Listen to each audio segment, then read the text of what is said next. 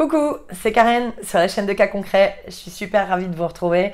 Aujourd'hui, je voulais vous expliquer pourquoi l'échec est votre ami. Et oui, a priori, on pourrait croire qu'un échec, c'est quelque chose vraiment de très mauvais pour nous, difficile à encaisser, qui va vraiment nous faire vivre des émotions négatives dont on ne veut pas, parce que dès qu'on vit une émotion négative, oh mon Dieu, on la rejette tout de suite loin de nous, comme si elle était anormale, alors qu'en fait, c'est tout le contraire.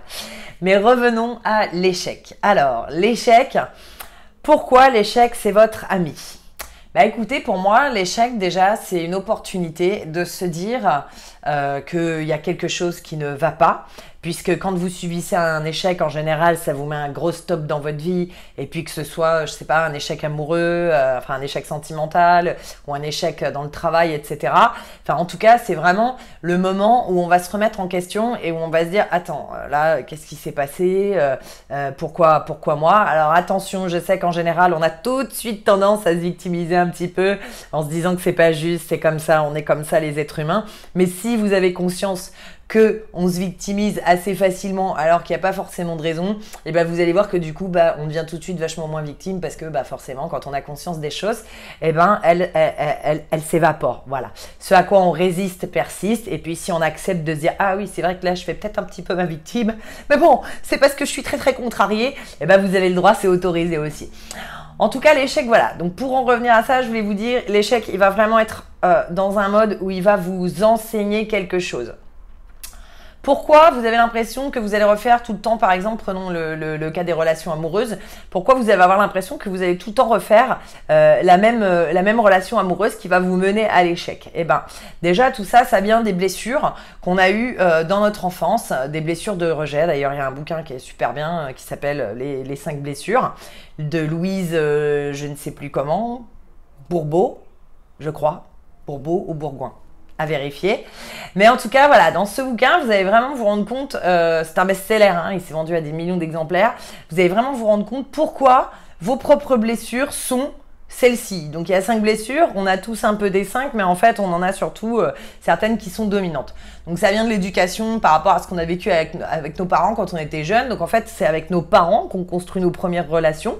Donc du coup, après dans la vie adulte, forcément que nous sommes influencés par l'enfance que nous avons eue avec nos parents, si nous avons eu des bonnes relations avec eux, ou si nous avons eu des mauvaises relations, ou si nous avons eu une absence de relation avec eux, ce qui peut arriver aussi. Mais en tout cas, sachez que c'est pas désespéré, puisque évidemment, en travaillant sur vous, vous allez pouvoir faire en sorte de guérir ces blessures, et puis qu'après, du coup, ça vous serve pour arrêter de répéter le schéma familial, par exemple, comme on peut dire, ou de répéter un schéma qui est destructeur pour vous. Mais l'échec, en tout cas, voilà. Je veux vraiment que vous le preniez comme un allié, parce que l'échec, du coup, qu'est-ce qu'il va faire? Il va vous arrêter, il va vous dire, tiens, regarde là, fais une pause, demande-toi pourquoi ça vient de t'arriver. Essayez de faire un petit peu le détective là, remontez en arrière et puis dites-vous, mais attends là, qu'est-ce qui s'est passé? J'ai fait ça, comment je percevrais, si j'étais quelqu'un d'autre, comment je percevrais que l'autre il fait ça, etc. Comment je le prendrais moi? Voilà, donc en fait ça va vraiment vous aider déjà à vous rendre compte de vos comportements. Vous pouvez même aussi demander dans votre entourage, hein. Ça je vais vous le répéter régulièrement, franchement, faut même pas hésiter quand vous vous posez des questions sur votre façon d'être, et ben vous demandez à votre entourage, vous leur demandez de vous répondre sincèrement, gentiment, mais en étant vrai, voilà, pas en voulant vous passer de la pommade, parce que la pommade, ça fait plaisir, mais ça fait pas grandir, hein. Donc après, on reste le même, on continue les mêmes échecs, et puis après, notre vie, elle passe comme ça, et puis on comprend pas à la fin de notre vie, et on se dit qu'on a tout raté, et là, c'est là que c'est très très difficile quand même de se retrouver comme ça, voilà. Donc là, vraiment, c'est une opportunité, c'est une chose qui vous arrive dans votre vie, c'est la vie, c'est l'univers, c'est Dieu, c'est appelez-le comme vous voulez, qui vous met sur votre route une épreuve pour pouvoir en fait vous donner un indicateur, vous dire regarde ce que tu fais là, ça c'est pas comme ça qu'il faut faire, parce que tu vois si tu fais comme ça, et ben après tu auras toujours le même schéma et tu auras toujours le même résultat, il y aura le même schéma qui va se dérouler, mais il y aura toujours le même résultat à la fin. Donc par exemple, en couple, il y a plein de personnes qui vont se retrouver à avoir un conjoint différent à chaque fois, Mais quand ça se termine toujours de la même façon. Vous les entendrez toujours dire la même chose sur les personnes, donc à savoir oui, ça tombe toujours sur moi, oui, si, oui, ça, oui, à quoi ça sert, et puis les hommes c'est tous les mêmes, et puis les femmes c'est toutes les mêmes, et puis patati patata. Bon, bah en attendant, vous savez quoi, on peut faire plein de généralités comme ça, mais c'est pas ça qui va nous aider aussi à être bien dans notre vie et à continuer d'avancer. Donc vraiment, voilà, ce qui est important, c'est que l'échec, alors, il me semble, à vérifier s'il y a quelqu'un dans les commentaires qui parle chinois et qui peut me le dire, parce que j'ai jamais trop vérifié cette information. J'avais entendu que, en fait, le mot expérience et échec en chinois se disaient de la même façon. Est-ce que vous comprenez comment en France, parfois, on a une mentalité vraiment... alors, on a un très fort, on a un très riche dictionnaire de tous les nombreux mots que nous avons dans la langue française, et ça, c'est super top. Mais en revanche, du coup, on va se retrouver avec des mots qui vont avoir une tendance négative très prononcée. Et ben, c'est le cas pour l'échec. C'est-à-dire que voilà, l'échec, personne n'aime employer ce mot, quoi. Personne va dire youpi, j'ai multiplié mes échecs, donc je sais que je suis en train d'avancer. Et pourtant, c'est ça qu'il faut faire. C'est ça la solution. C'est-à-dire que si vous voulez apprendre et grandir par rapport à vos échecs, il faut bien que vous ayez des échecs. Si vous n'en avez pas, vous ne pourrez pas grandir. C'était Michael Jordan qui disait qu'il avait raté des milliers de paniers, qu'il avait raté des milliers de tirs décisifs à la fin du match et qu'il avait fait perdre son équipe. Et c'était lui. Et pourtant, il faisait une liste de tous ses échecs comme ça. Je vais essayer de vous la retrouver à l'image où tout est listé avec les chiffres. Il faisait toute une liste comme ça et à la fin, il disait « et c'est pour ça que j'ai été le meilleur ». Alors, je ne sais pas s'il disait le meilleur exactement, mais voilà. C'est pour ça qu'il a été à un moment le numéro 1. Parce que en multipliant votre capacité d'échec, eh ben, vous allez multiplier les chances d'en tirer les leçons et de grandir. Bien sûr, pour ça, à chaque fois, il faut vous poser la question: pourquoi j'ai échoué? Pourquoi j'ai échoué dans cette relation? Pourquoi j'ai échoué en tirant ce panier? J'ai trop visé à droite, j'ai trop visé à gauche, j'ai été trop loin, pas assez fort, trop fort, etc. Pourquoi j'ai échoué dans ce travail?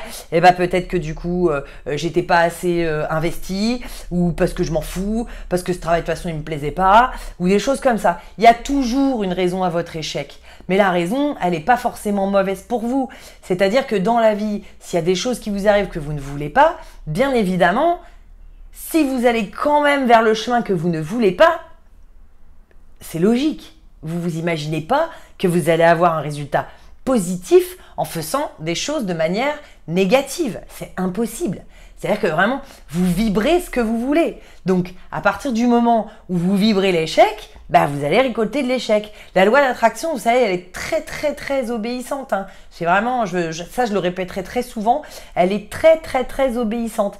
Elle fait pas ce que vous lui dites, oui, un peu ce que vous lui dites, mais surtout ce que vous vibrez. Alors, si vous dites « je vais bien, je vais bien, je vais bien », mais qu'en fait, voilà, à l'intérieur de vous, vous êtes complètement cassé de partout et puis vous n'arrêtez pas de pleurer, ça marche pas. Non, il faut que le cerveau y croit ce que vous êtes en train de dire. Donc, si vous n'êtes pas bien et puis que vous voulez aller mieux, ne vous dites pas « je vais bien ». Vous vous dites « chaque jour, je vais un peu mieux que la veille ». Voilà, par exemple. Donc, comme ça, vous enclenchez un processus qui est réel pour votre mental, pour votre cerveau, que vous croyez vraiment, vous savez que c'est vrai. Donc, vous enclenchez ce processus. Et après, vous pourrez avoir des affirmations positives en mode « ouais, je vais bien ». Bon, ça, il n'y a pas de problème. Mais il faut que vous alliez bien. Mais une fois que vous allez bien, vous avez fait le processus d'abord. Une fois que vous allez bien, là, votre cerveau, il peut croire quand vous dites « je vais bien ». Il dit « oui, ben, c'est clair que je vais bien ». Donc là, on y croit. Et donc, vous vibrez quoi? Vous vibrez la personne qui va bien. Vous envoyez à l'univers des vibrations pour lui dire « j'aime quand je vais bien ». Renvoie-moi encore des vibrations où je me sens bien. J'aime ce paysage merveilleux. Donne-moi encore des paysages merveilleux. J'aime gagner plein d'argent. Donne-moi encore de l'argent. J'aime cette personne qu'elle passe du temps avec moi. Donne-moi encore que cette personne, elle passe du temps de qualité comme ça avec moi. Donc l'univers, il est très obéissant.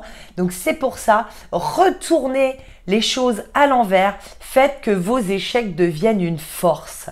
Et ne vous dites jamais qu'ils sont là pour vous embêter. Ils sont là pour vous aider à faire un stop. Alors des fois, c'est clair que c'est un mur qu'on se prend dans la tête et ça fait pas du bien. Mais en tout cas, ils sont vraiment là pour vous dire « Regarde ce que tu fais, ça ne va pas. Donc si ça ne va pas de cette façon, fais-le d'une autre façon. » Voilà. Merci de m'avoir écouté jusqu'au bout si vous êtes encore là. N'hésitez pas à mettre un pouce bleu et à partager la vidéo si elle vous a plu, histoire de la faire circuler un maximum et qu'elle soit vue par un maximum de personnes. Moi, je vous remercie. Je vous dis à bientôt et je vous souhaite une belle journée. Je vous embrasse. Ciao, ciao.